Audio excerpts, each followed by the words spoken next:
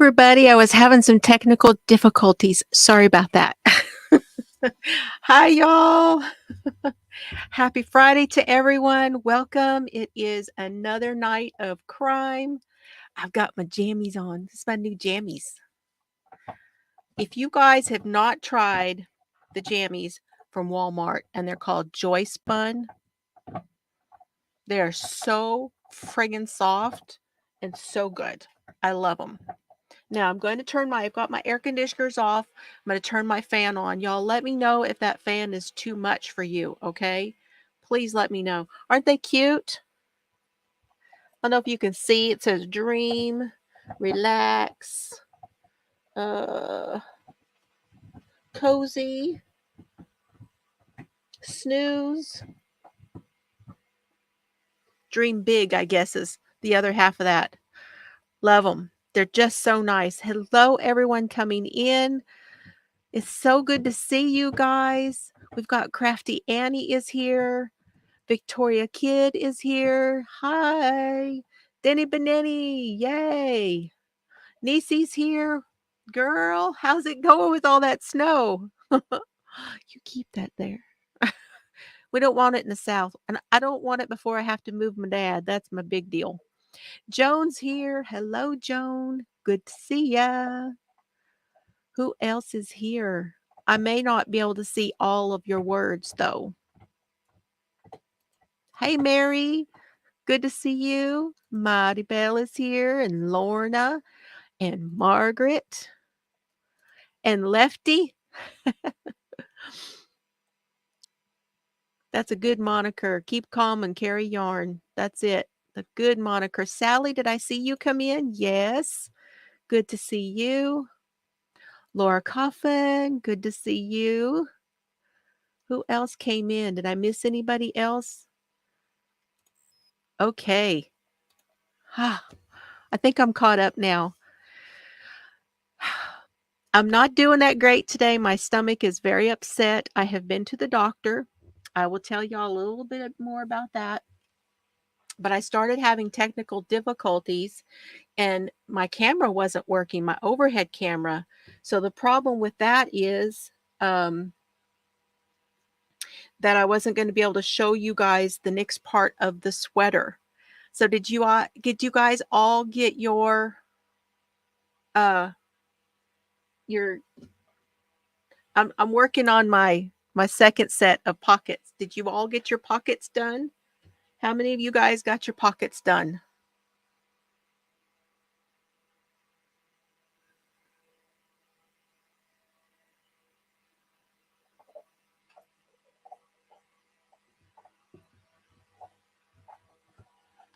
Checking notices.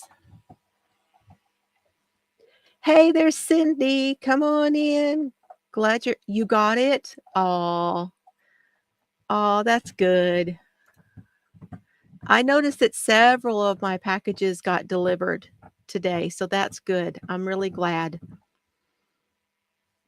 Joan says she just finished hers about 45 minutes ago. That is A-OK.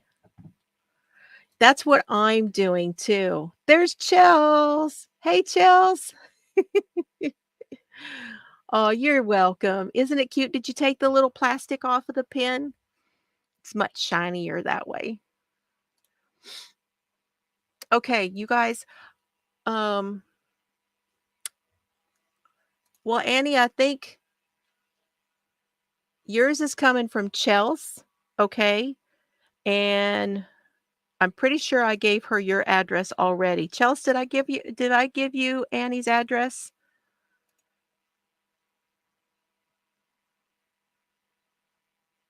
I can't remember if I did. If you still have it. I had given it to you before, I thought. There's Rosie. How are you doing? Nope, she says. Okay, I will. Don't let me forget. She won't let me forget. Okay. I don't have my drink. I have some water here.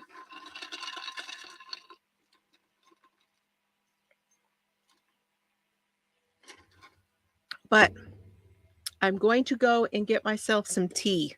Okay? So you guys come on in, talk amongst yourselves for a moment. And I'm going to give you a chance to get all of your stuff together.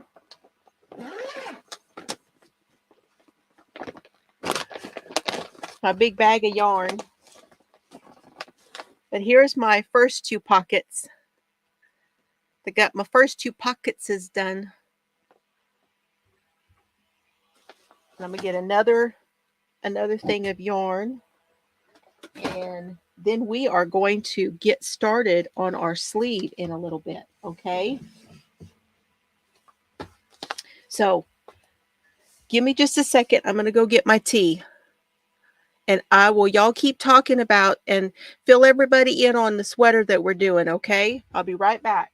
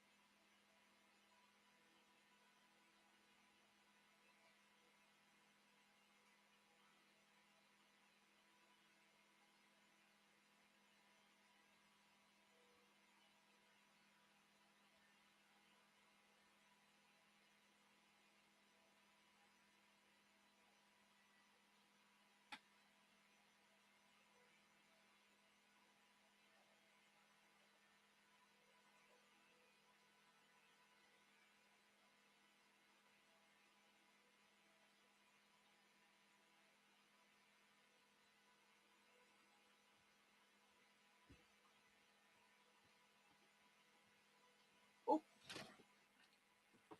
Serbs is right there. Sometimes I almost step on him.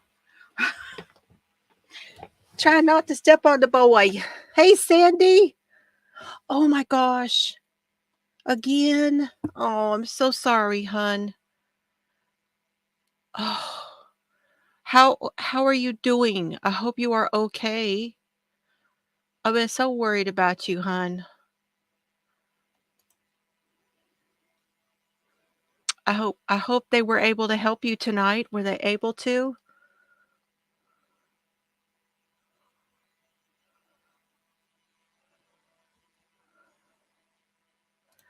Yeah, I'm kind of thinking that that blanket yarn one will be my next one to make because that sounds so super cozy doing it in a blanket yarn.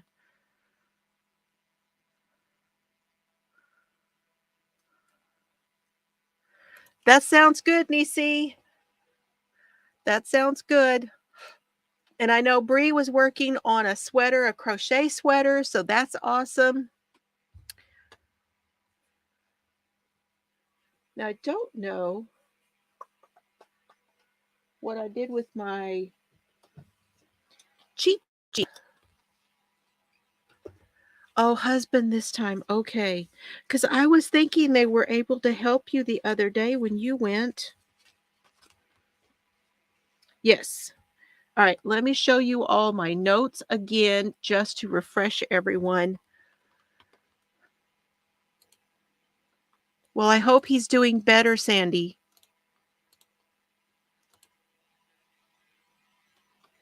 Okay. So this is what we are making. Our gauge is 21 stitches to 30 rows. We're making 2 sleeves, 2 pockets, 2 fronts, and a back. For the pockets, you're going to cast on 15 stitches and you're going to work it until it is 7 1/4 inches deep. Okay. We're using number 6 bulky yarn with US size 13 9mm needles and a 24-inch cord. For the size small, you're going to need approximately 875 yards. For the medium to large, you're going to use 1,050. And for the extra large to the 1X is about 1,225 yards. Your stitch holders and your markers. And it's going to have a lot of ease, you guys. So gauge is not super critical, okay? Yeah, normally you're making a 4x4 square for gauge. Yes, that is correct, Bree.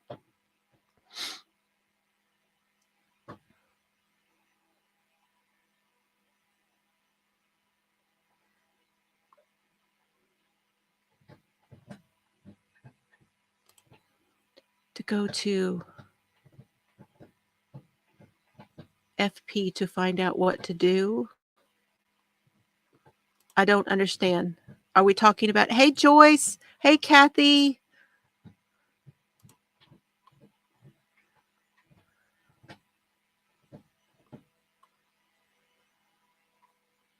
Rosie's working on her diamond painting. That's awesome. Okay.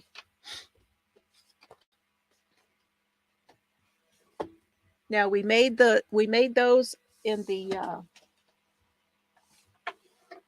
first one. And I am actually going to just pull this needle. I'll tell you all what I'm using. I'm going to show you what I'm using to hold my yarn.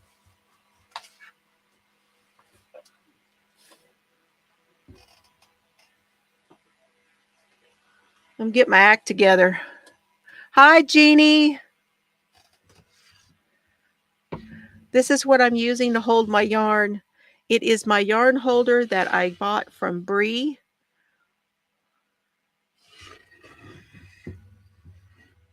I've got my gray on there and I've got my black on there. I'm all set.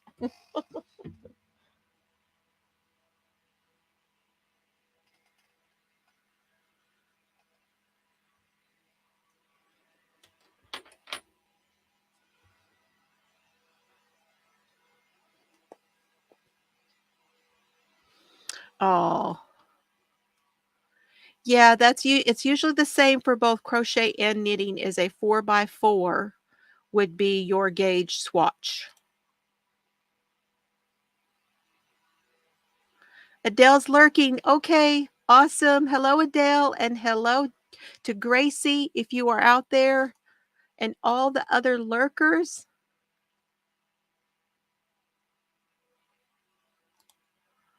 Knitting sweaters, you can all knit, but I'm already had it on the needles. Happy to knit along. That is awesome. It's a sweater mal. So if you're making a sweater, you can join in. If you're making this sweater, I want to see progress pictures on Facebook. If you would not mind showing it there. And I'm calling it the hashtag Floozie Sweater Mal. Okay, now we are going to, in a minute, we are going to cast on our sleeve, okay? But first, here's what I wanted to talk about tonight, and that is there is another doomsday story. How many of you have seen this come up today? And the reason I am bringing this up again is because this is another family that has been taken in by this Julie Rowe. So I would like to play for you from Nate's channel. I would like to, yeah, it's the Thibodeau. Yes, it is the Thibodeaus.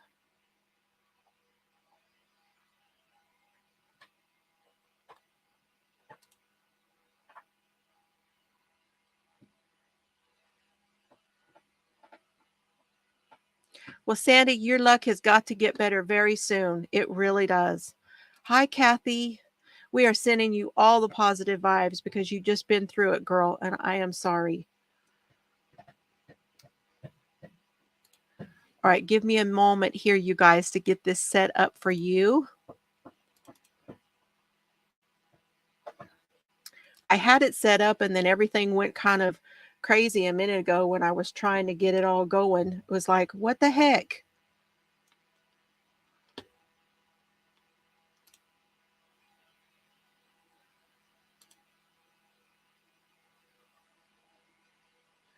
I know this has been covered on a lot of other channels as well.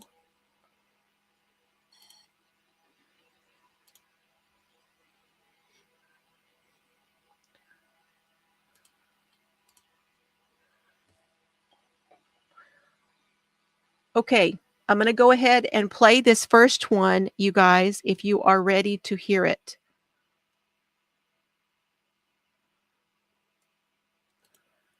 Listening to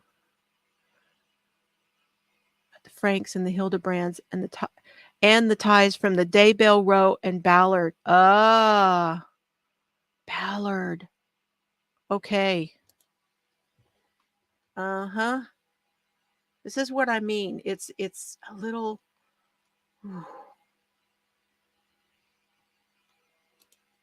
Okay, here we go.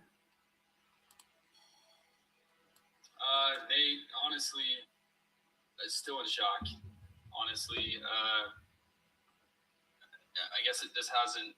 Parts of it have started to feel real for me. Emotion is more and more setting in, and but honestly, still in shock that we're in this situation as a family. So take me back, Braden, to, was it Sunday or Monday when your wife said that you guys needed to leave? Yeah. So it was a very normal weekend for us. Friday, Saturday, Sunday, nothing was wrong. It was a normal weekend for us. 8 nights, everything of those sorts of things. It wasn't until Monday morning that I got ready, woke up, showered, went to work. I got a call about 9:54 a.m. from my wife telling me that she needed to go to the hospital, that it was an emergency, and that I needed to come home as soon as possible. And so I hurried, rushed home, knocked on the door. I noticed that my Ring camera that we have on the outside of our apartment door was taken down. When my wife opened the door, the apartment was a mess. She had gone and purchased a bunch of hunting, utility, camping gear from a local sportsman's warehouse. And in utter shock, she told me that it's time to go, that it's time for us to leave, and that I need to go with her. And what did you think? In that moment, I was just baffled. Over the last year and a half, I know that my wife, my mother-in-law, and her uncle had been having dreams and witnesses that, the end times are near. That Jesus is going to come again, which is a foundational belief that I have as a Christian. And as things have been happening, I could see in the world that, it's not a great place. But never did I ever expect this to happen. My wife, 6 or so months ago, mentioned to me, she was like, Braden, if there was ever a time that we needed to go, would you be willing? And my response to her was yes. I mean, if we were to be invaded by another country or our lives were in jeopardy, I would obviously not be in Phoenix and in my apartment. I would leave. Thinking that's what she meant by that. But Hi, Karen. It was a complete shock to me as she told me that it was time to go. So where did she say that you all needed to go? She, in that moment, I was like, what are you going to do? Like, this is crazy. Where are you going? And she mentioned to me that her mother, and her brother they had bought me a plane ticket, that we were going to go to the Sky Harbor Airport in Phoenix, and that we were flying to Boise at, it was about 10:30 when all this happened. She said that we need to leave by 11. So we had about 30 minutes, that we needed to get everything packed, and that we were flying from Sky Harbor to Boise, and that her uncle would be picking us up there. She wouldn't tell me where we were going after that. I questioned her a bunch. Where are we going? Where are we going after that? And she said, I can't tell you it unless you go. And so I couldn't get anything else out of her after that.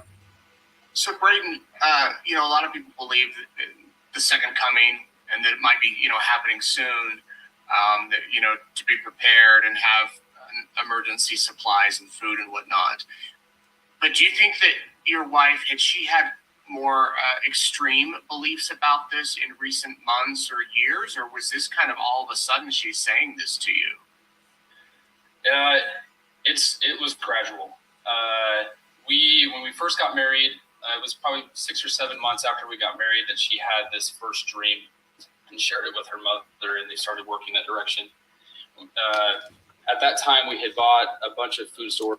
Okay, so he's saying that his wife, and her name is Amy, he's saying that Amy had a dream and shared it with her mother. Now, I believe the mother's name is it Brooke? Man, I think her name is Spring. And then Brooke is the uncle.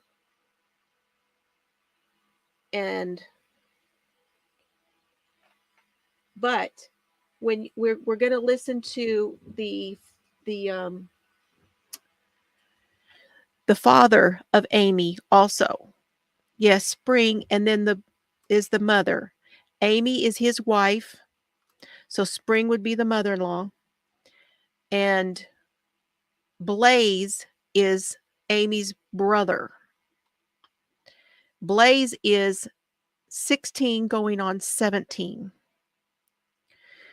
Brooke is the uncle.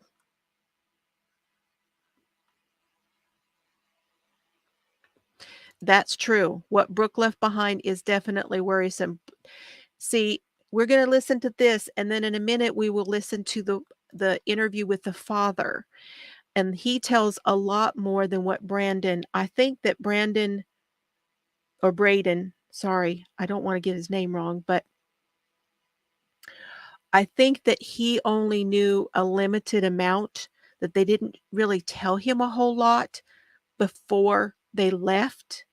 Like maybe he was going to, if it seems like they were wanting not to tell too many people what they were doing, that they didn't want them to talk them out of it, that kind of thing. Okay. All right. Just a little, I know I didn't give you all of the information, but that's a little bit of it. And also, I want you to know you are going to cast on 30 stitches for your sleeve, you guys. You want to cast on 30 stitches. Now, that is for a small.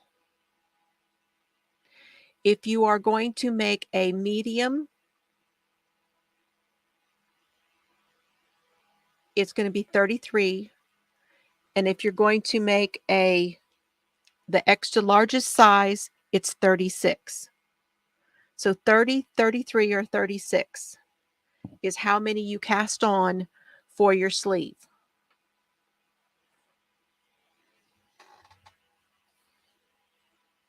Does that make sense to you guys before I go on? And I'm going to do a long tail cast on, okay? I'm just going to do a long tail cast on, and I'm going to cast on 36 stitches. 33 stitches. So 30, 33, or 36. Okay. And if you guys have any questions about this, you can always email me or catch up with me somewhere. But I will go over it again. All right. My dad worked for a food storage company in Utah. And so we bought a bunch, about 2 years worth of food storage, which I was comfortable doing. Obviously, I think preparedness is something that we should strive for. But over time, it started to get more and more, for lack of a better term, radical. It started to get more deep. She connected with a bunch of different individuals. I don't know if she actually had talked to them, but had watched a bunch of different individuals, evangelical pastors throughout the country, that were prophesying or were having dreams and witnesses of the second coming being nigh or near. And I think through those videos, through frequent communication with her mother and her uncle, and it just over time, it's continued to start spiraling down and down to the point where Monday morning, she said it's time to go. And you obviously decided not to go. So what did you say to her? Like, I'm staying, or how did the next few hours play out? Nate, you go home to your wife, presume that you're married. I love her. She's the love of my life. And she comes in and says, it's time to go, and I'm not coming back. It's one of those experiences where part of you is just like, I can't let you go. I have to go with you, even if it makes no logical sense, because that's who you love. It's everything that I have. She's the only person I spend time with. But deep down inside of me, I knew that this couldn't be, that the world is going to continue to keep spinning. We can't leave what we have here in Phoenix. And whatever comes from this, I have to be here. In that moment, I said, take whatever you want, whatever you need, you can go, but I can't go. I even spoke to her uncle on the phone. She said, here, talk to my Uncle Brooke. And in that conversation, he shared various scriptures with me,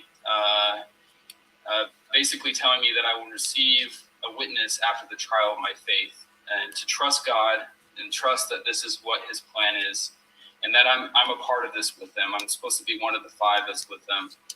I told him I needed to think about it. I hung up the phone, very emotional with my wife. I told her I just can't do it. I can't do it. I need to get out of here if your mother and your brother are coming, because if I'm here, they're gonna know what's up.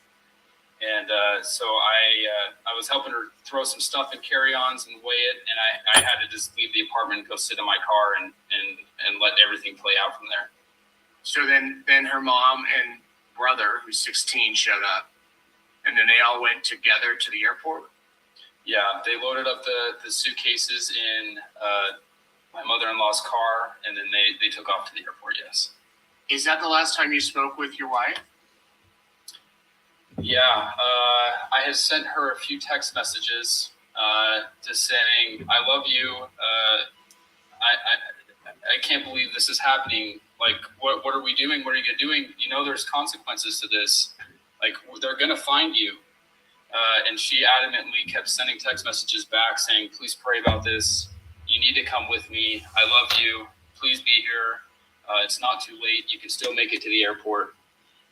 In that time frame, I had called my father and flew him out from Utah here to be with me since I was alone. And I told her, my dad's on his way. And she sent the last text message I got from her was the word okay with a red heart after I said I flew my dad out here. And when was that? Was that Monday? That was Monday, probably around 11:30, 11:40 in the morning. Braden, I'm sorry. So I would imagine this is probably the longest you've gone without talking to her since you've been married or dating even, right? Yeah, and we for a while we did a business venture together where we were together 24/7 for about a year, and then moving to Phoenix is the first time that we got separate jobs. But we were really close. Every night we would spend time together. We were never apart from each other, and so it's just been an emotional roller coaster, as you can imagine, Nate. I don't even know how to process it. So where do you think they are, and what do you think they're doing? It feels like he's in like kind of a disbelief right now, you know, like he's trying to figure out what just happened. I mean, at least during this interview. Now, since this has gone public, I am sure that has changed. Okay. But I believe this came out today, this interview. So as soon as it hit, which is what Nate is wanting to do and what I wanted to do also, you guys, and that is to get this out so anybody sees them that maybe somebody will say something, if it helps, right? Yeah, I think that I don't think that he is totally sure that they're all gone, as in, like, not with us anymore. I don't think he's not giving me the feeling that he thinks that's going on, but he's trying to figure out now what, that he's been left. Not only did she try to get him to go with her, but when he said, "No, I'm not going to go," she went anyway, which means she left. So that's a whole nother thing he's dealing with at the same time, That can't be hard either. Yeah, I know it. I do feel for him. I have been watching his body movement and stuff to see if I saw anything in here that made me think that he had anything to do with the planning or any of that kind of stuff. And I'm not getting that from him at all. You know, I'm not getting that at all from his body language. I don't know. What I gathered from her was that they were going to land in Boise and that they were going to go to a disclosed location. When she was packing, she adamantly told me that she needed her passport, and I took her passport out of our fireproof bag where we keep all of our documents. So that clued in my mind that maybe they're trying to go to Canada. The stuff that she purchased at the sporting goods store were all heavy winter gear, heavy wool socks, heavy hunting, insulated boots, thick hunting backpacks, and stuff of that nature. And so if my guess would be, if they didn't try to go to Canada, they're somewhere in the mountains, really, really remote. I believe that their purpose is just to try to wait this out. They're thinking that events are going to be happening soon, and that they needed to be away for safety. Does she have money? Does she have food? I mean, do you know how they can survive? We had small amount of money in our apartment, of $4,000 in cash that she took. I know that her uncle, through speaking with family members, has about $150,000, I think. So they've got some money, obviously not enough to survive or sustain life for a long time. Forever, yeah. Yeah. So they've got resources. My wife took her credit cards. I pray that she uses one of those, and we can get the FBI to track that transaction and try to get on lead. That right there is what made me think that he totally had nothing to do with it. That statement right there where he says she's got her credit cards, hopefully she'll use them. I don't think he had anything to do with it. Resources. My wife took her credit cards. I pray that she uses one of those, and we can get the FBI to track that transaction and try to get on a lead from that. But they had I'll show you. But she hasn't used any bank cards yet. No, and we're still so early in the investigation. I don't think they've been able to access any of that. Right. They left a box. They left a bunch of stuff with me. One of them being these emergency food bars. And so I know they packed a bunch of those. So they have some food for the meantime, but they're obviously going to have to get something to continue to sustain life. Did they leave those with you just because they didn't have room, or in case something happens, you would have something, or just they forgot them? Maybe a mix of all. But honestly, okay. I think it's just they ran out of room in those carry-on luggages. Yeah. So, I mean, this is just so bizarre. I mean, it happens right in the middle of nowhere when you're not expecting it. How do you see this playing out? I mean, do you see your wife maybe coming back? Do you see them somehow realizing that the world isn't going to end? I mean, where do you foresee this? Any idea? The big thing is my brother-in-law, Blaze, the 16-year-old that's with him. He's a smart kid. He's a straight kid. He was under the impression that they were going to a 17th birthday surprise vacation. He's not under the impression of what their actual intent is. So Blaze's birthday is coming up. I believe they said it was on the 9th of November.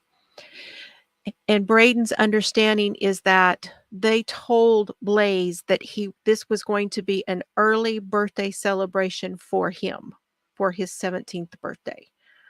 That was the way that they were able to get him on the trip, to go on the trip with them. And the father talks about that, Linda.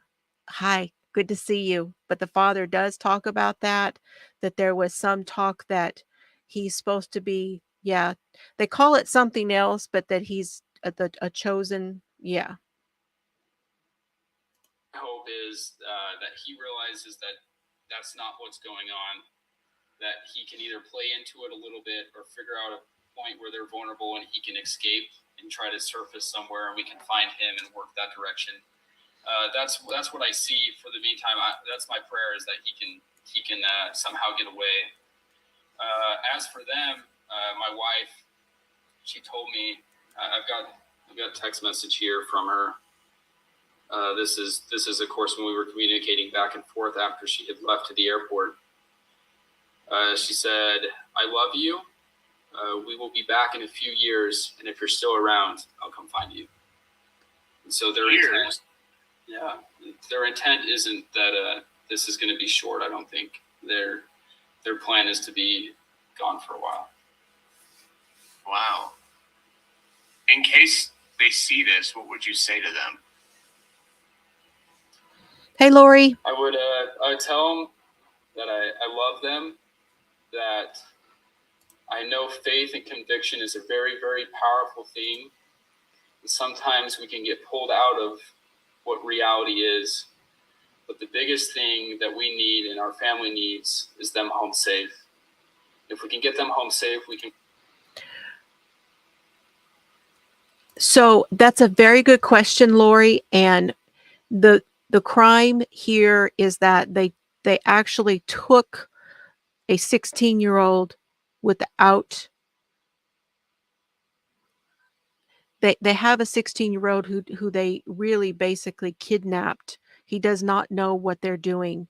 So he is going without knowing what's going on, and that is kidnapping. So that is definitely a crime. Work through everything else, but safety is the most important thing. And I just want them to know that I love them, and we're going to find them. We need them home. Do you think, Braden, that Abby or Blaze are in any danger? I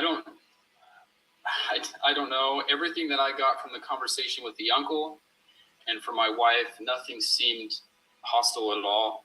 It seemed honestly that they were acting out of their belief and their conviction that this is what has to happen. As you know, Nate, it's a very, very powerful thing. And sometimes when people are in the flight or flight mode and they're experiencing things like this, they can sometimes make irrational decisions. So my gut feeling is that it's not harmful. It's not dangerous. It's honestly just out of pure intent that they believe that they're doing what they're supposed to be doing. But again, the nature of it is really scary, especially with the kid being there and not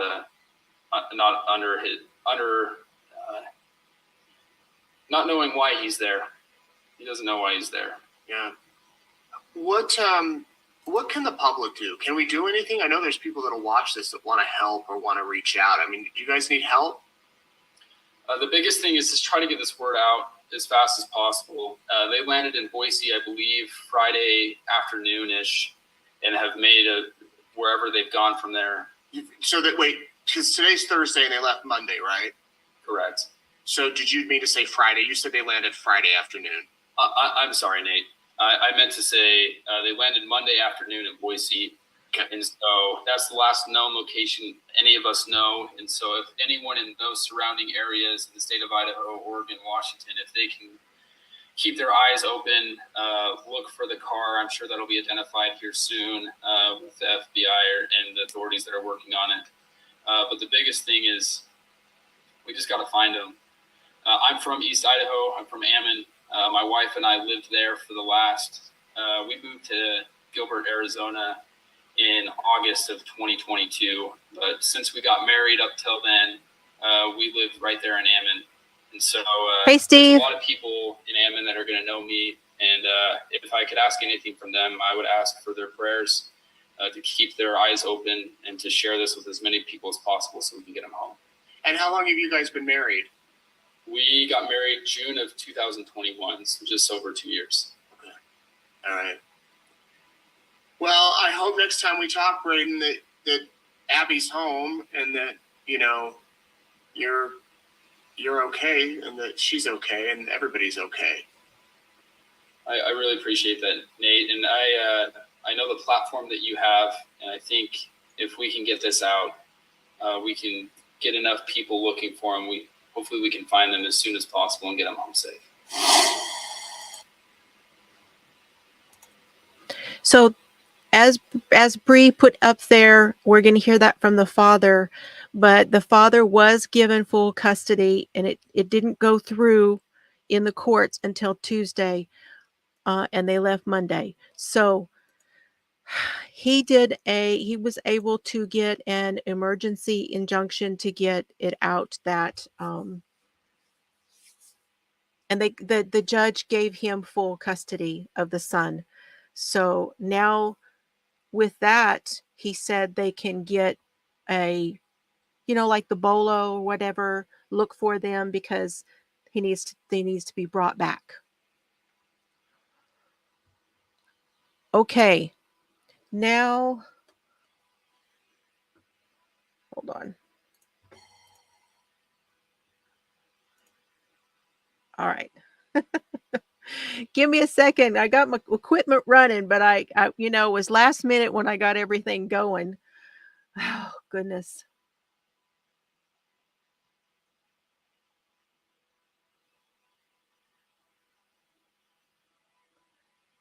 I think this is the next one. Yes, this is the next one. Okay, hold on. But first, before we do that,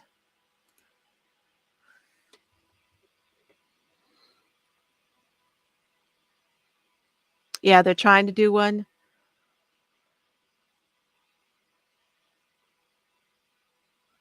Well, I understand that, Lori. I do get what you're saying, but I think that they're really worried that they're in danger, they're worried that they don't know what's going on and they may be in danger.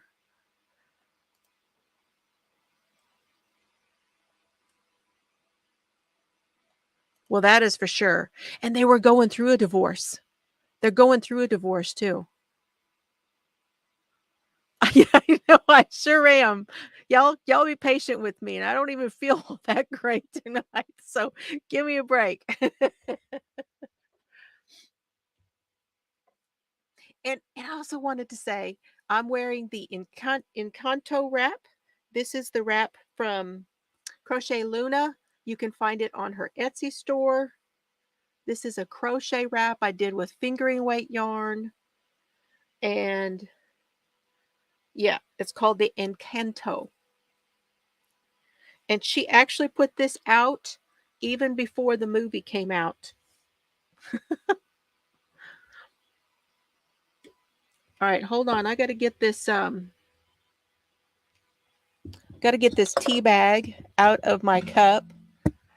Now, for the sweater, you guys, you have cast on your stitches. Now you are going to knit the first row. Okay, you're going to knit the first row.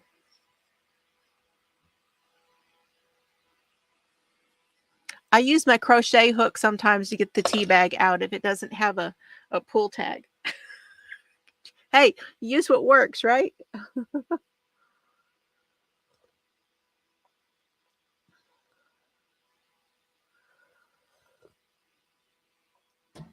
Whoa. Yes.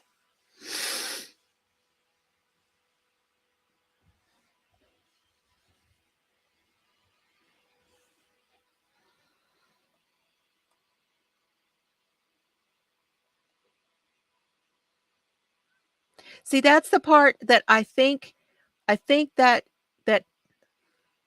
when he said that, I think that's because he's been talking to the other family members. I think that's how he knows that. They are multi-purpose.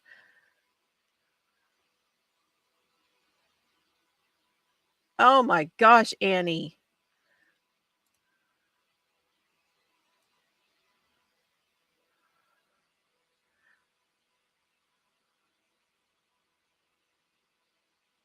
Well, that is for damn sure. That is for damn sure. And you guys, let me just say this. And I also don't want to sound coarse or like I'm putting everybody in a box or any of that kind of stuff. But here's the thing. I feel like in some ways these people were already somewhat compromised given the situation they had put themselves in. We just say it like that and leave it there, okay? We'll just leave it at that because we need to hear the rest of this, first of all. Now, on your sweater,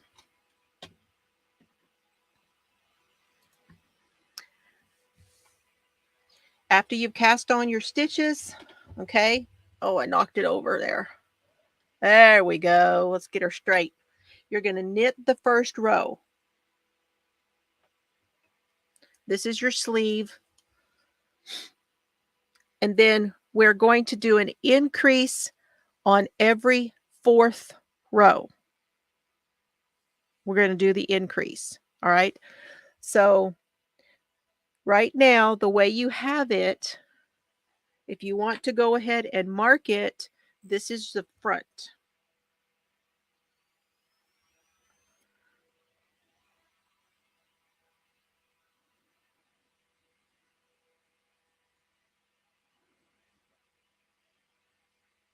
It'll be easier to mark when you get a little bit more material there.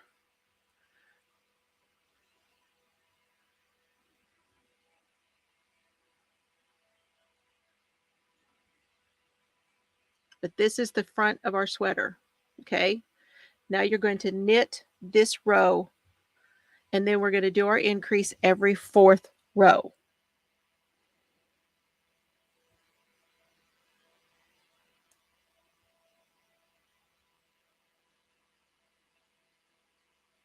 The daughter told her hubby she'd be back in 2 years. And Blaze would be 18. So then there would be no custody, child support, and yada, yada. Yeah, that's true.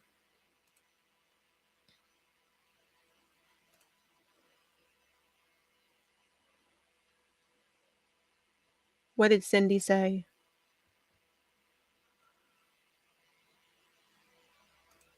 He told Nate that was one of his concerns. Yeah, he did, but I'm not sure where he heard it. I'm thinking he heard that from the father-in-law. That's where I think he heard it from. Okay. Thank you, Cindy. That's very helpful. So you're going to cast this on depending on the size you're making, and then you're going to knit one row. And then we're going to increase every fourth row. And here is your increase. Your increase is going to be, I'll say it and she can type it. It's going to be a knit one, knit front back, knit to the end. Second from the end, you're going to knit front back and knit the last one. We're going to knit all the stitches. We're not slipping.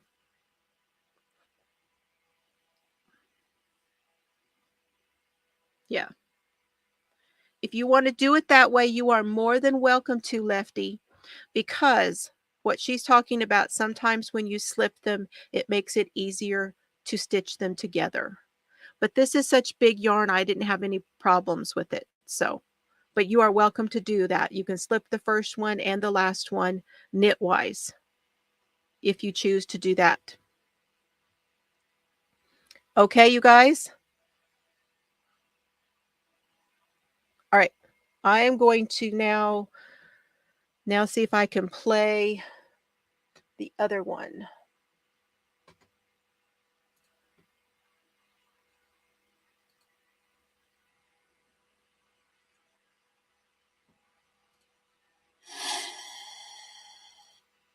This is the interview with the father. And I'll stop and come back. Why don't we start from the top and tell me what you can. Sure. So Monday afternoon at about 4:45 p.m. Local time in Arizona, I received a phone call from my son-in-law, and I answered the phone call, and he said, "Ben, our worst nightmares have come true." And I said, "What are you talking about?" He said, "They've left. They're gone." And I said, "Who's left? Who's gone?" He said, "Abby, Blaze, and Spring." Abby is his wife. Spring is my wife, and Blaze is my child, who's 16, left to go to Boise, Idaho on a flight from Phoenix Sky Harbor direct to Boise, and that Brooke Hale, who is my brother-in-law, my wife's brother, was waiting there to pick them up. I raced home. I met my son-in-law, Braden, at my house to get more details. He said that his wife, Abby, had asked him to come home early for lunch because she was not feeling well and needed to go to the doctor. So he came home at about 10:30 a.m. He had noticed the Ring doorbell on their apartment had been taken off. And he thought that was strange, so he knocked on the door, and Abby let him in. And she was in the process of packing luggage with all kinds of winter gear. You're going to increase in the fourth row, Cindy. The fourth row. Survival gear, camouflage. And he asked her, obviously, what she was doing. And she said, "We need to go. We need to leave now." And she explained where they were going and that they wanted him to come, that Brooke had bought tickets for all of them, and that they needed to leave immediately. He resisted and said, I do not want to go. My daughter was emotional. Braden was emotional. He called Brooke. Brooke tried to persuade him, shared some dreams with him, shared some scriptures with him, told him he needed to be like Zoram, who followed Lehi and his family into the wilderness, and to just have faith. Braden felt very uncomfortable. He, in the moment, just was so shocked. He said that he needed to get out of there. He walked out of the apartment, down the stairs, went and sat in his car that was parked in the apartment parking lot. He noticed that my wife was there in her car with Blaze in the front seat. As he sat in his car, he saw Abby come down with all the luggage. They put the luggage into the back of the car and they drove away. This all happened around 11 a.m. Arizona time. So, Ben, Abby and Blaze are your two kids. Abby's 24 and Blaze is 16. Okay. Yes, they both are my kids. And their uncle told them to leave Arizona and come to Idaho. My wife, Abby, and their uncle all believe in this rapture and this doomsday scenario that's about to happen according to the beliefs they have. And they three made the decision that now is the time to go gather. And Blaze's role in all of this, they believe he is something called a Davidic servant. So they felt like... Okay, that's what we were talking about a minute ago when Linda was saying that he was the chosen one. They call him a Davidic servant. That's what they call him in their church. So, and he's going to explain what that is.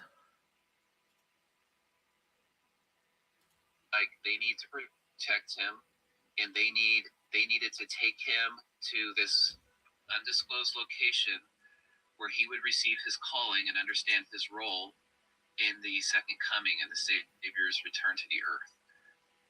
So that's how Blaze is involved in this. They see him as this Davidic servant that plays a significant role in the Savior's return. And as far as these beliefs been, as far as you know, I mean, has your wife been talking about this for, the past few weeks or months, or is this suddenly out of the blue, she starts saying this and off they go? So back in 2015, my wife got involved pretty heavily with Julie Rowe. So much that she was asked to be a scribe for some of these revelations that Julie Rowe was receiving. There was some energy healings that took place. It concerned me a great deal. I expressed that to her.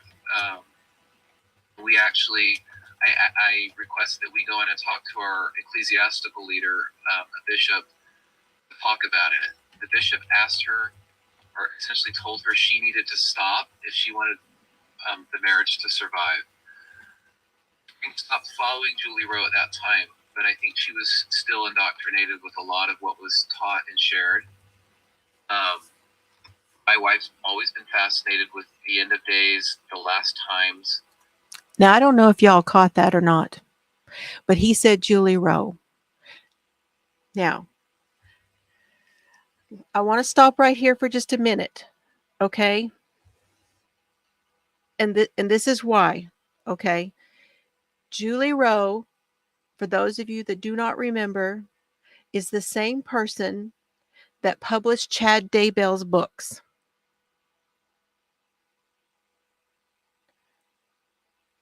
Okay?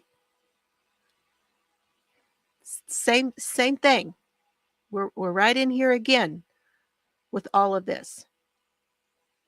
So for those of you who do not know anything, okay, hold on. I'm coming. I'm coming with the Julie Rowe reference because I want us all to understand this. Because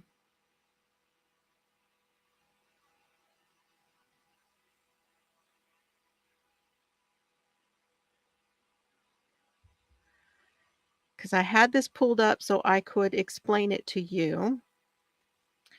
I'm going to read this to you guys. And for lack of a better place to find it at the moment, yes, this is from Wikipedia. She's an author and self-proclaimed clairvoyant. She claims to have had a near-death experience in 2004, during which she also claims to have had visions pertaining to the end-of-time events. The LDS Church education system placed Rowe's book, A Greater Tomorrow, on a list of spurious materials that was circulated to teachers of high school seminaries and to college-age institutes of religion. And on that list, it says, although Sister Rowe is an active member of the Church of Jesus Christ of Latter-day Saints, her book is not endorsed by the church and should not be recommended to students or used as a resource to teaching them. Now, in 2019, she was excommunicated from the Church of Jesus Christ of Latter-day Saints. In 2020, she emerged into the media spotlight due to her past association with former friend and publisher Chad Daybell, who was arrested in connection with the murders of Tylee Ryan and J.J. Vallow. I just wanted to be sure and give you guys that reference, okay? Yeah, she was interviewed, and if I'm not mistaken, if I remember her interview, she said that her and Chad had bonded in a way over both of them having had this experience of having had these near-death experience and all of that, and they got together to do the books and all of those things. But according to her, he took everything a lot farther. So, as if her things that she was saying were not that bad. They weren't that bad. Even though they were outside of what the church was teaching. They weren't that bad. But Chad took it way too far. That's kind of the gist of the interview that I saw with her. Okay. Let go back to it. She's recently been researching significantly an author by the name of Abraham Gileadi, who purports to understand the book of Isaiah. My wife brought my daughter into this about 2.5 years ago, and they started having dreams, and they started sharing dreams, and both felt like they had the gift to interpret dreams. They brought my brother-in-law into this about 1.5 years ago, when he was going through a pretty significant crisis in his own marriage. Hi, Sharon. And he just has taken it and run with it. But yes, my wife has been involved in these types of things in one way or another for many years. She's always been a church attending, a temple worthy member of our church and served in callings, but on the side, she's had this hobby of researching the second coming and signs of the times and the end of the world. Okay, so when she took off, though, were you surprised that she took it this far, or was it kind of that's kind of along the path she was going? When she was into the Julie Rose stuff, she started spending a significant amount of money on food prep. She was buying a lot of winter gear, even though we live in Arizona. She was buying tents. She was convinced that the saints would have to gather in the last days up into the mountains, and she was preparing for that. I thought there was a possibility that she could eventually leave and take off with another group. I'm totally surprised that she took my son Blaze, and I'm even more concerned because Blaze has never subscribed to any of this. He is not. He is in no way a supporter of anything she's ever believed.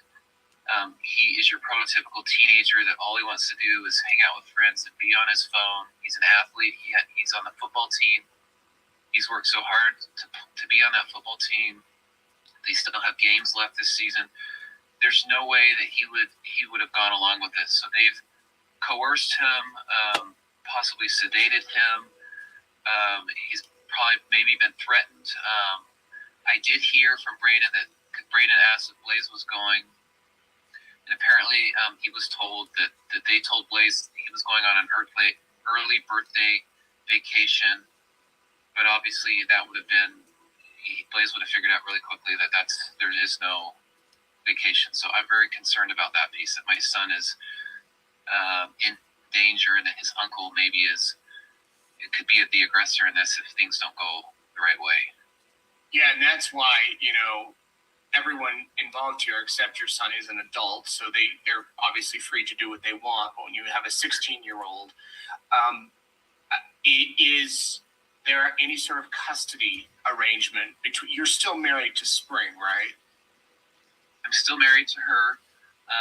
There was a petition filed for a dissolution last week between her and I. She's been wanting to divorce me, but she did not want to be the one to file because it's public record in Arizona. So I know that in many religions, in many different beliefs, let me put it that way, in many different beliefs, that the women feel that it is actually not, it is something that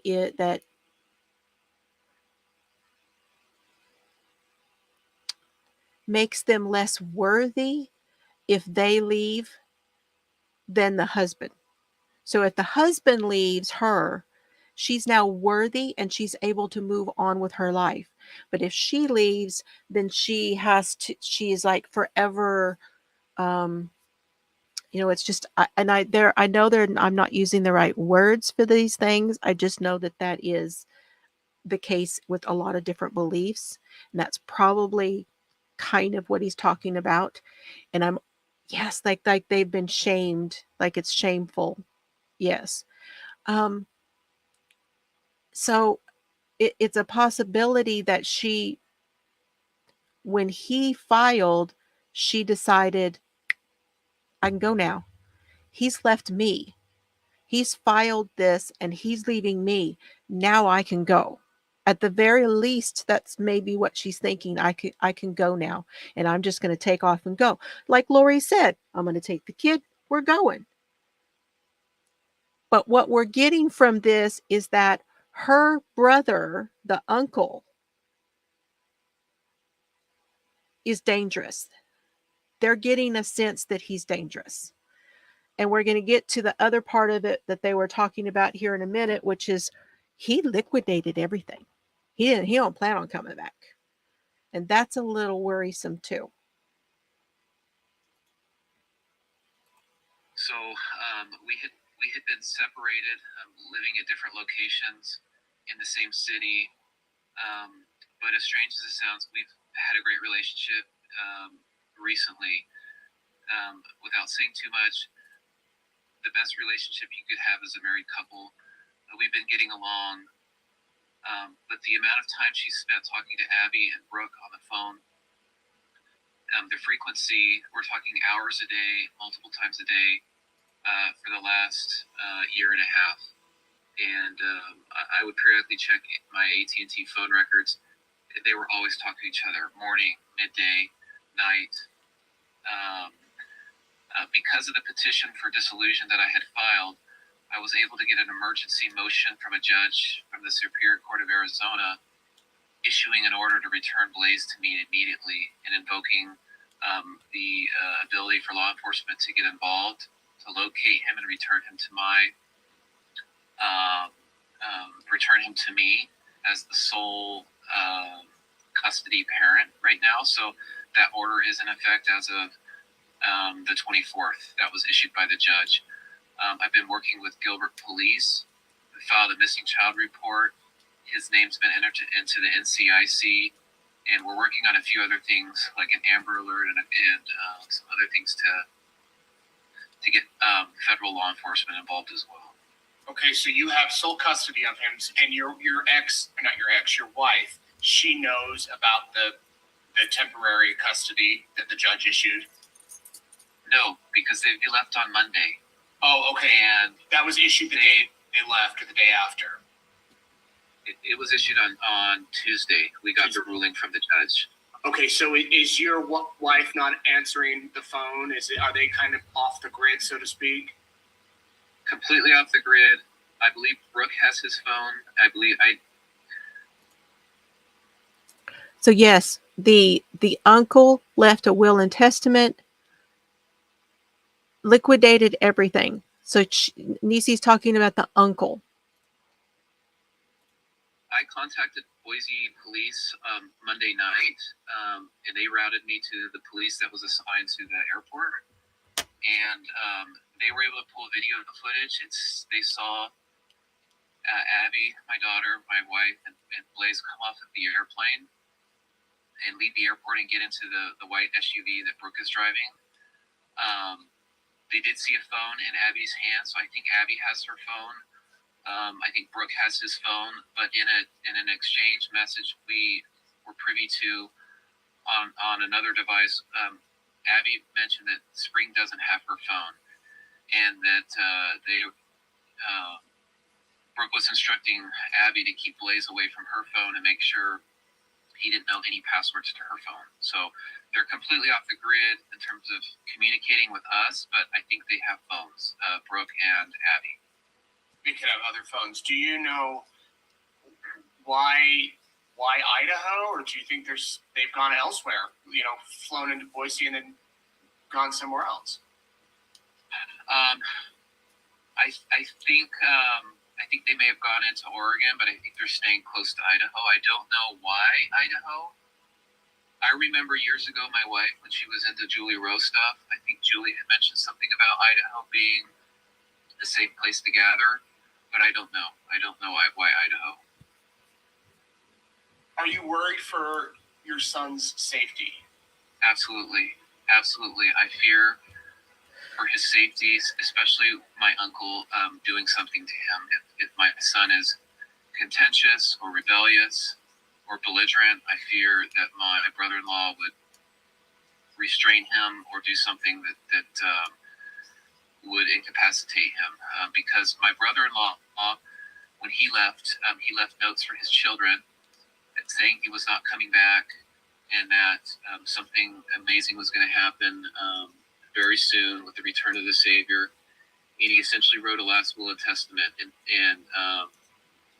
divided out all his assets. He moved money into his children's accounts, into his wife's account, who's actually going through a very contentious divorce from. So he basically liquidated everything and divvied that up and told where he wanted all his assets to go. So I'm very concerned. Yes. Wow. And was that So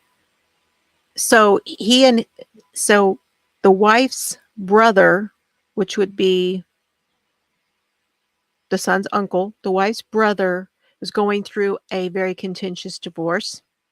And he and his wife were going through a divorce, and everything got filed last week. And I think this may have been the catalyst for this stuff. That's the way I see it anyway. Just my opinion. within the past week or so that he did that? He left those notes on Monday. That's when they discovered them when I called them and said, hey, do you know what's going on? Do you know what happened to Abby and Brooke and Blaze and Spring? And they immediately went over to the house he was staying at. He had left notes. Wow. Yeah, I can understand why you would be worried. What about finances for your wife? I mean, if they're all on the run, are they sufficient enough to be able to last a couple of months if they're traveling, or do you think that money's going to run out? Has there been any use of her debit or credit cards that you know of? So we think Brooke took about $50,000 in cash. My wife did not take any money. She does have credit cards, but that I don't have access to. But I don't suspect that she would try to use any of those. She didn't try to take any money out of our shared savings account or use our shared credit cards. Abby did withdraw about $4,000 in cash out of her husband's account and drained that account and spent over $1,000 on all this survival gear. So I think Brooke's been planning for a while. I think he's the one that's the financer. I think he's the one deciding where they go, where they stay. So yeah, I think they have the financial means to be on the run for a while if they want to. Wow. What can the public do to help? Look for a white Lexus SUV with pink tow hooks on the front. We presume there's a dealer license plate on the back of that vehicle. It's a Lexus GX, I think 470, but it's been outfitted for off-road, so it has big 33-inch tires and a lift. And we think that they're commuting in that still. We don't think they're hunkered down in the mountains. None of them like the cold. They're not outdoorsy people, so they don't have survival skills. They're not survival people that way. And do you think your son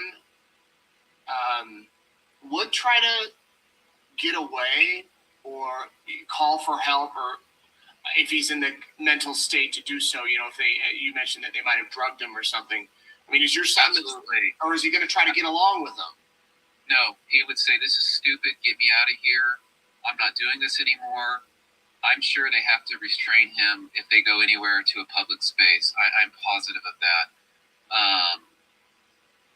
And I mean that Brooke would probably do that, and potentially Abby. So absolutely, I think Blaze would want to get away. Absolutely, no doubt in my mind. Are there any areas, Ben, where you guys are focused on, like maybe a search? I know you're out kind of doing your own investigating and sleuth work here in Idaho. But any areas that you want to make the public aware of, at least at this point, where you think they might be versus others? Western Idaho, Boise area, Coeur d'Alene, On the other side of the border with Oregon, I think that's where we feel right now like things could be, where things could be going on. All right.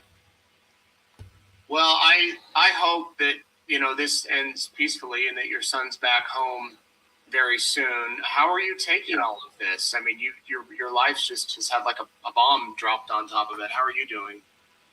Look, I have 5 children. So Blaze is wrapped up into this.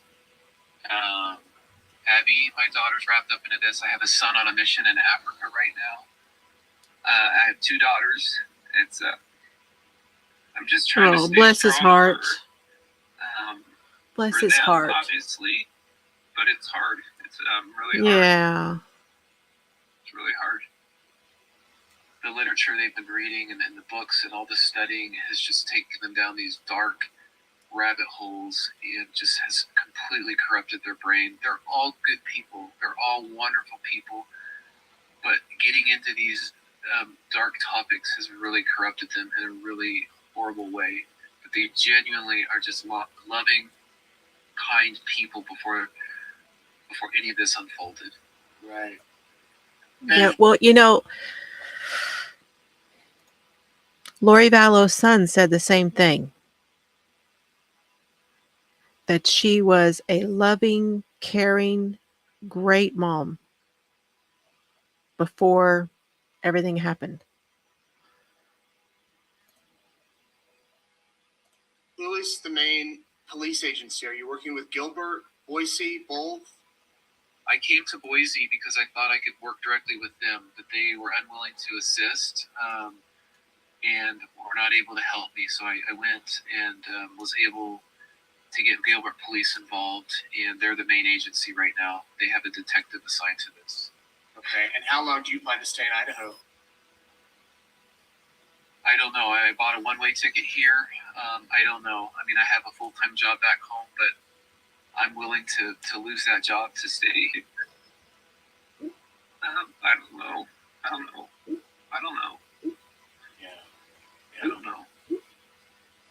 I'm just going day by day and just trying to feel things out.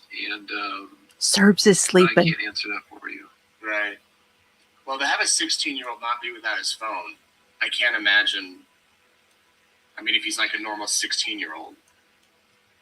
Yeah, and we have information that they, at least Brooke and Abby, were planning this potentially as on Sunday.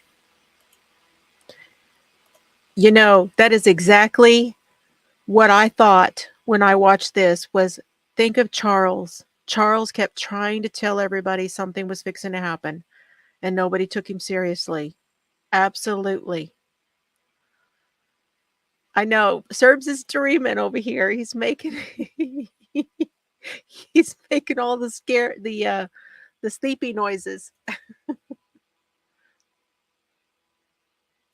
My son actually went to school on Monday, and my wife pulled him out at 10 a.m. ish.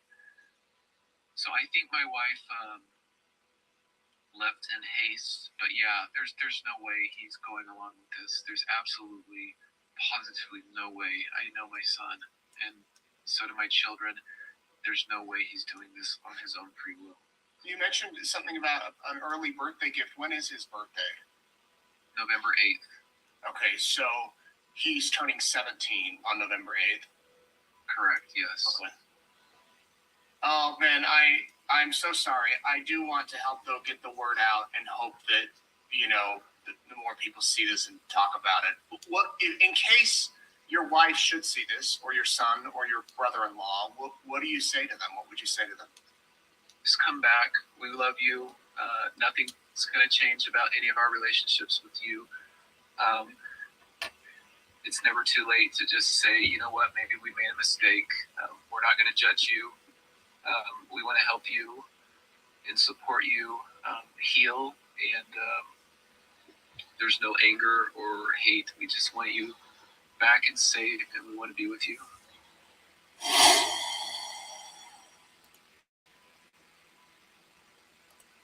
Or essentially told her she needed to stop. Oh, sorry about that. Now, I did notice that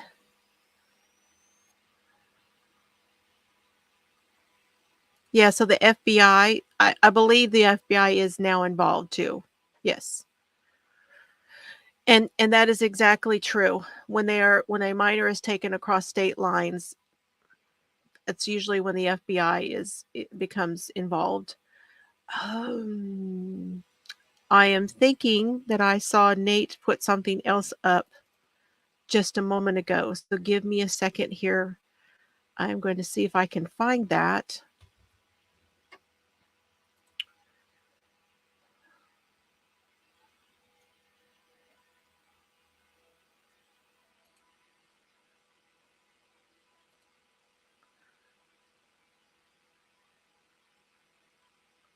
Okay, this one is something new.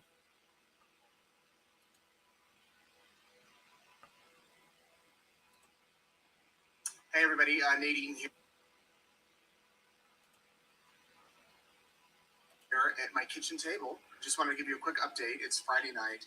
Charges have officially been filed against Blaze Thibodeau's mom and uncle. The authorities in Arizona filed these charges today. They are class 4 felonies, and they are, let me read the official charge, custodial interference and conspiracy to commit custodial interference. Charges filed against Spring Thibodeau and Brooke Hale. Spring is Blaze's mom, Brooke is Blaze's uncle. And they are on the run according to a warrant, which we knew yesterday that their passports had been used to get into Canada. But the warrant today that was posted on the court's website, big thanks to Justin Lum in Phoenix for helping us get those documents today. It says that they assisted in getting the child, meaning Blaze, out of the country. And so, the search is now in Canada. And there are some additional court filings that were processed a few days ago when Ben Thibodeau, Blaze's dad, went to the court asking for custody, asking for temporary custody at least for Blaze because there was concerns. And there's 17 pages of court filings that are on there. And his attorney wrote, mothers absconding with the child as part of an end of the world scenario poses an imminent risk of irreparable harm to the child. He is unwillingly caught in mother's end of the world doomsday scenario. By all appearances, the child was taken against his will and is now fully caught up in her doomsday beliefs beyond the reach of father at the moment. Mother and her group have cut off all communication with the outside world, and husband is painfully aware of how other such doomsday cases between here and Idaho have worked out, meaning between Arizona and Idaho. And then he references the Chad Daybell Lori Vallow case specifically in there. The dad knew how that case ended up, and that's one of the reasons he was asking the judge to have immediate custody granted to him, and the judge did grant that. And so because of that, they're able to charge Spring and Brooke with these charges. The question is, can they find them? Can they find them and serve these warrants and let them know that they have been charged? I wish I had some updates for you today as far as the whereabouts of the of Blaze and the rest of the group, but I don't. Their family is so kind, just so wonderful. The ones who are here, just desperate, trying to find them, and they, of course, are being bombarded with media requests and people want to talk to them from all over, and they're kind of not doing any more media. They've told me they're, at least for now, they're just trying to focus. And they did our interview, which I'm thankful that they talked to me, and hopefully it leads to something. But they're working closely with the FBI. The FBI put out a notice today, a missing poster about Blaze, so that's out there. You probably have seen that. And we wait and see. Several of you have contacted me saying that they may have been spotted in Cardston, Canada, or other parts of Canada. That's great. I mean, I hope so. And please contact the police if you get those tips. But that's where we're at. Again, Spring Thibodeau and Brooke Hale charged with they're class 4 felonies. So in Arizona, they list felonies by class. 1 is the most serious, 6 is the least serious, and so this is a class 4. So it's kind of there in the middle. And again, it's conspiracy to commit custodial interference and custodial interference. So they conspired to interfere in the custodial thing. It's just custodial agreement, and they actually did interfere in the custodial agreement. We're going to continue to follow it. Hopefully there's some updates this weekend, and then, of course, next week. And again, if you missed our interviews with Ben Thibodeau, the dad, you can watch those on our YouTube channel or on eastidahonews.com. Also, the interview with Abby's husband, Britt. Okay, you guys, I also want to be sure and tell you that you can go to East Idaho News. Now, I will leave links to everything that I showed you after this goes live, and I will leave a link to Nate's articles because, and Chelsea, if you have them, you are welcome to put them in here because I know you sent it to me earlier. She has a link to one of the articles, and you can go from there. And maybe in there somewhere, if you have any idea where they are, if you're watching this and you by any chance are watching this and you are anywhere near there and you want to do something, maybe you can find that information on eastidahonews.com. Okay, that's where the article was. But so, yes, that is the other thing, is that he is saying that Justin Lum, who was another person who was, we're probably going to be hearing a lot more from Justin because he is in Arizona. And I'm trying to remember the name of the Snar. That's on our YouTube. Let me see if I can remember the name of the network. It's Fox 10 Phoenix is the name of the network that Justin Lum. And we're going to be probably hearing a lot more because Lori Daybell Shallow Vallow, there has been an extradition. Papers have been signed by the judge, so she will be going to Arizona to face charges on conspiracy to murder Brandon Boudreaux and on the murder of Charles Vallow. Yeah. So the extradition has come in, but just so it is Fox 10 Phoenix is Justin Lum. If you don't know, if you've not followed him already, I will try to remember to put that down below too. But Justin Lum is saying that now they have found that they used the passports. Yes, they used the passports. They did.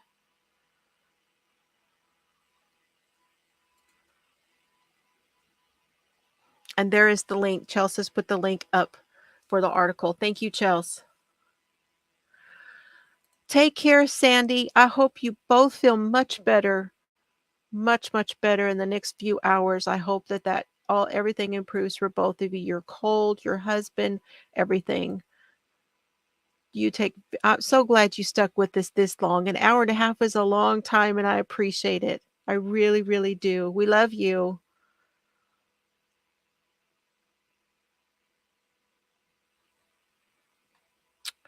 Okay. Odd rows. Right side or wrong side. So your first row is the right side. You cast on, and then your first row is the right side.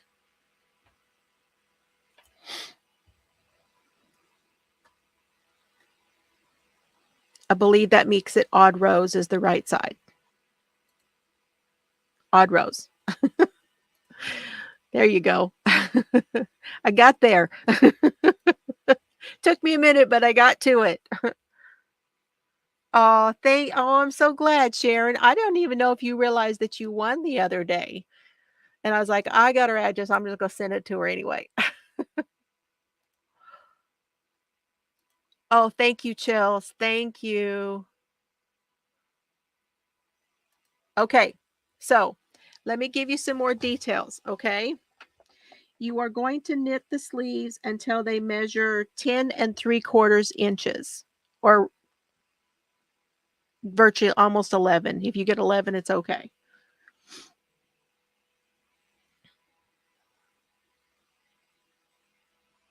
What? The trailer is up? Oh, oh diggity. Y'all, Terry and I, we put the trailer up for, oh my gosh, hold on. Stop everything right now. Hold on.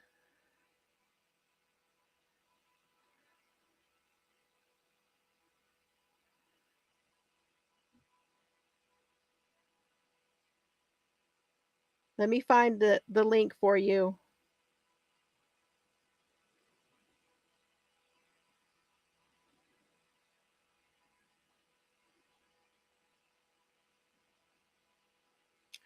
Our podcast, Terry and my podcast.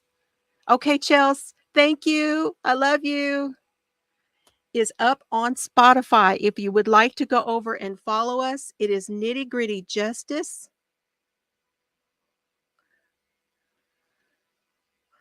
This is me and TJ. Our podcast is live. It's live. Oh my gosh.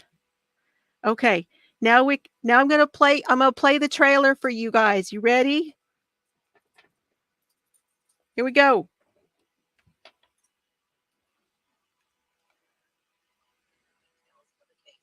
We want to question them. Hold on. Let me start that over.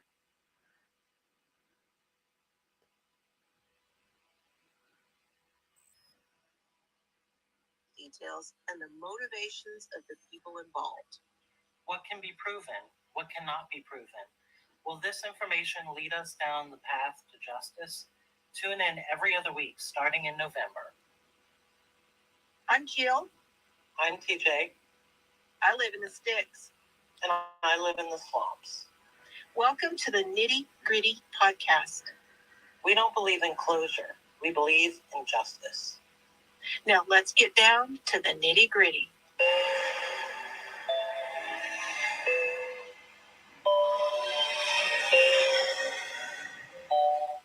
Woo! I'm so excited. Oh my gosh, you guys, we're working on it. That's just the trailer. That's all that's up. But please go over, and if you're doing Spotify, oh my gosh, I'm so excited right now.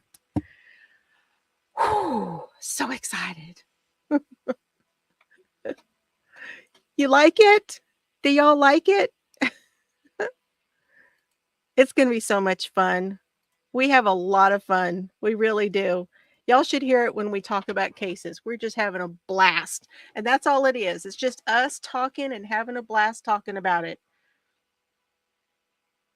It's going to be so much fun. Okay. Oh my gosh. I'm just so excited. Okay, now let me get back to the sweater.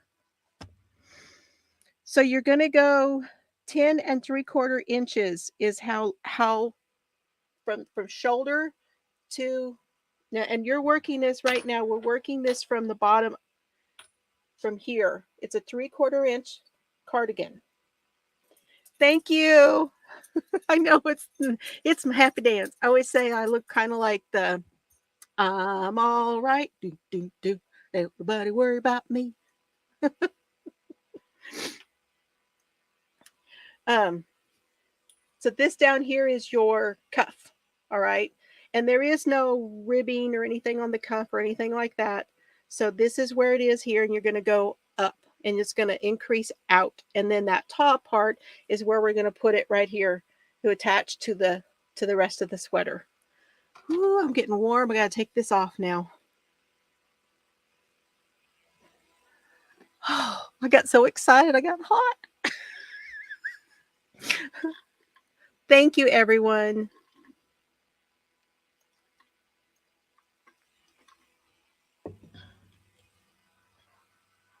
It'll be fun to see how many followers we get. Okay.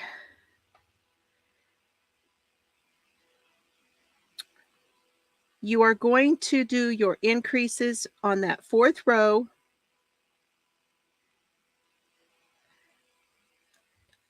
If you're doing the small, yeah, the gopher. That's kind of what I feel like when I do my little dance. Breaking news. What? What's the breaking news?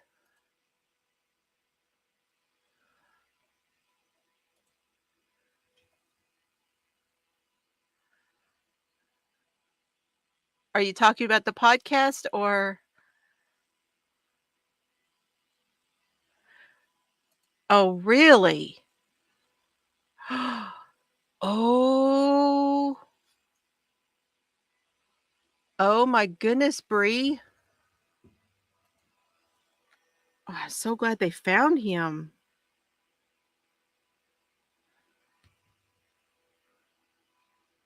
They found him. So y'all are going to be seeing me put that out on all of the social media. Okay. Well, I'm so glad he's found at least. That is, thank you so very much, because that was another thing I was going to talk about this evening until this Idaho thing came up. Yes, they can. People of Maine can now. He left a suicide. Thank you, Bree. And I don't have to look it up. He left a suicide note to his kids yesterday. Now they just found him. Okay. Wow. Right? Right. Save everybody and just do it yourself. I know. Thank you, Bree. Thank you so much for telling us.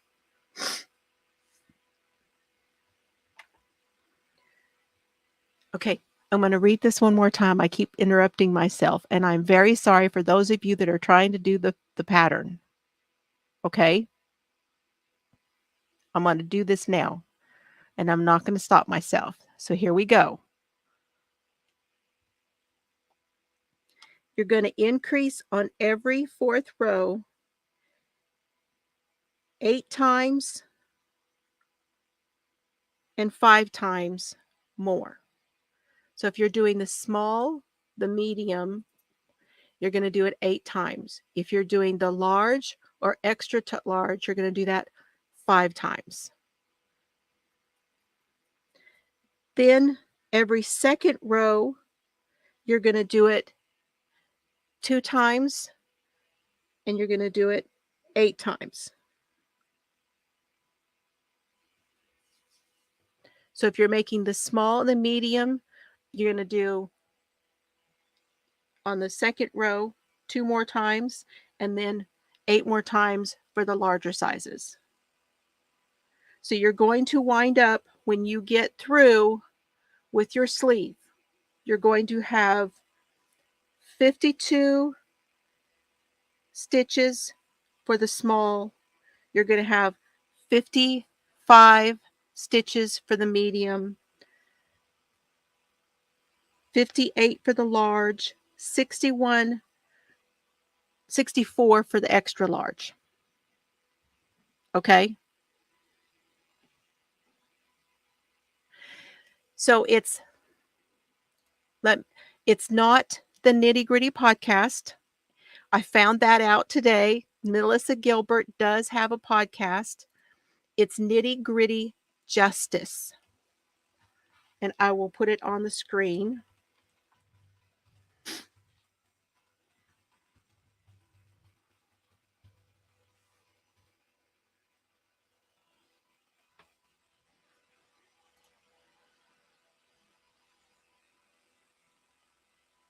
I know. I mean, sometimes it's nice when you put something out and it sounds similar to something else. And then when somebody is searching for the other thing, they can come up and find yours, by association. That was not on purpose at all. I didn't even know until today that she had a podcast. So, and it happens to be spelled like us. Everything else that was out there was only spelled with an N. So it was like Nitti.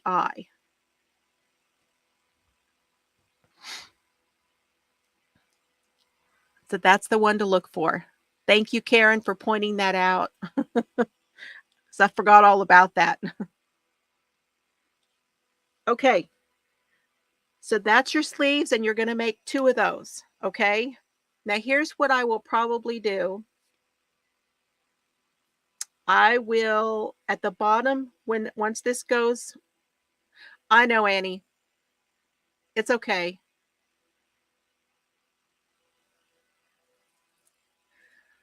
Let me see if I can put it in here.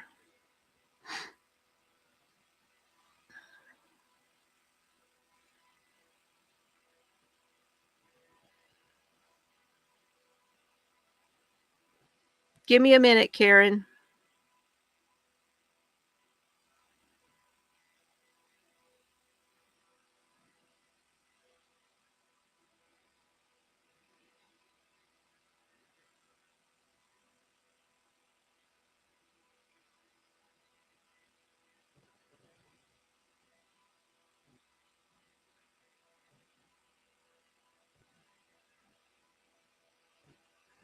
One moment.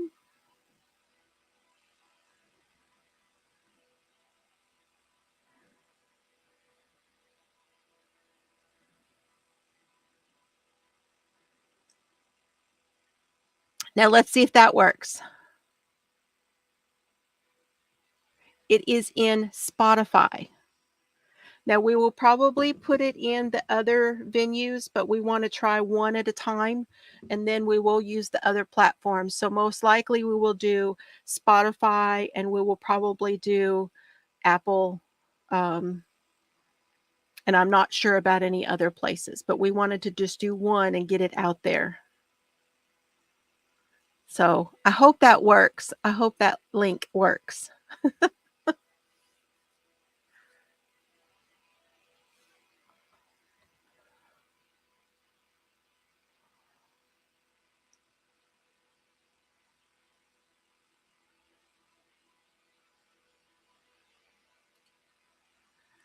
Cast on.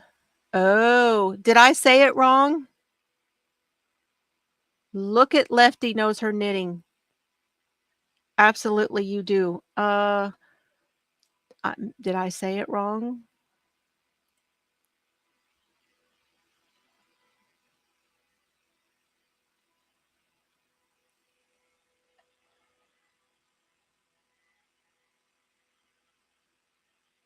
Yes, what Lori said.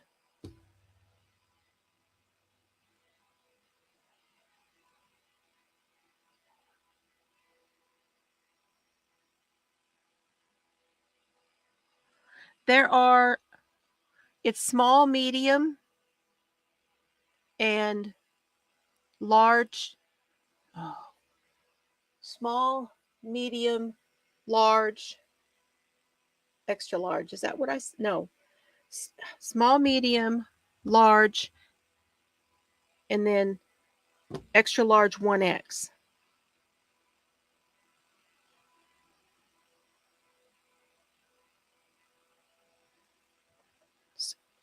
See if so it's a small slash, but I'm going to put everything down below in the description. Okay. Small, medium,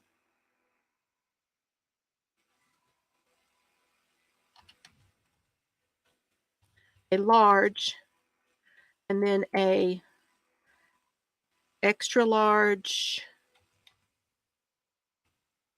1X because of the ease. Does that make sense?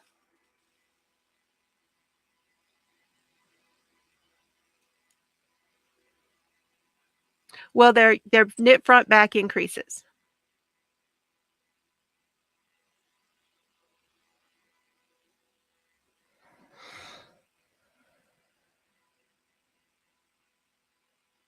So yes, so 30 is a small, 33 is the, well, small, medium, 33 is the large, and 36 is the extra large 1X.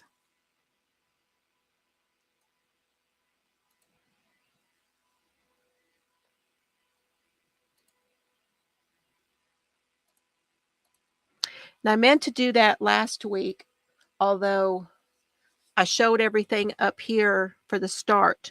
But for this week, I will put everything for the sleeves. I will put that in the description box below once this posts.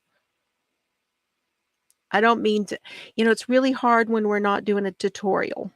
Doing this live can be a little bit tricky. It can be tricky. But I will definitely post it for you. Increasing to 64 for the largest size. Yes. There you go. Okay. Anything else, you guys, before I wrap it up? I am going to go and rest. Okay. Oh, let me tell you what happened today. So I did go to the doctor today because I've had several things bothering me and I've been putting everything off because I've been trying to I have a surgery date. I am going to be having my nasal surgery done on January the 4th of next year. So we're going to start the next year out.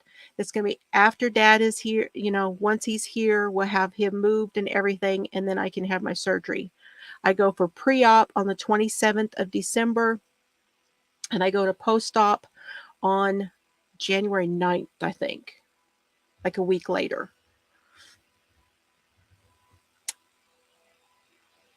My right hip has been killing me. I've been trying to walk, as you know. My left foot has been bothering me, and I haven't been able to figure out what's going on. Well, guess what? It's the same thing.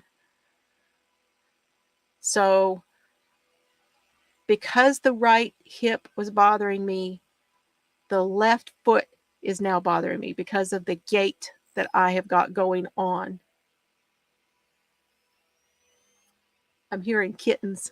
I don't know if y'all can hear the kittens, but the kittens are bellowing. So, I don't have a bone spur. I got an x-ray today. There's nothing wrong showing on the foot. But he's thinking there's a bone spur starting. So, he gave me an adjustment because my primary is also a chiropractor. So I got a chiropractic adjustment. If the bursitis in my right is still bothering me, then I have to go back next week.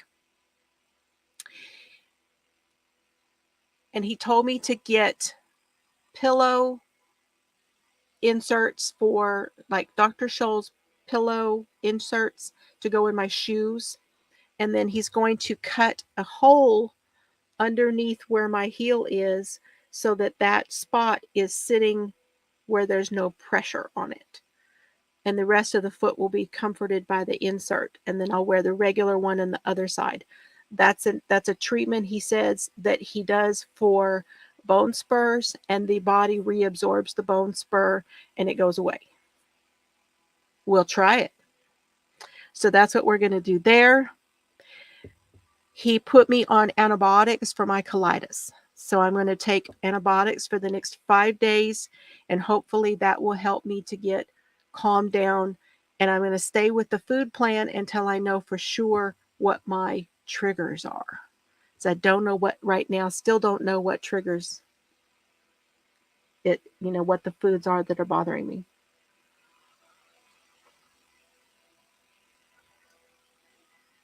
So there's your update on the doctor's visit.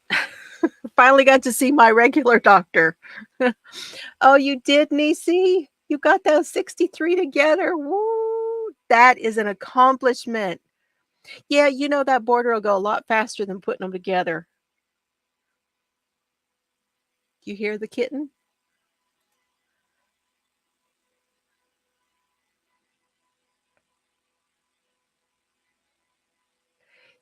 Good night, Joan.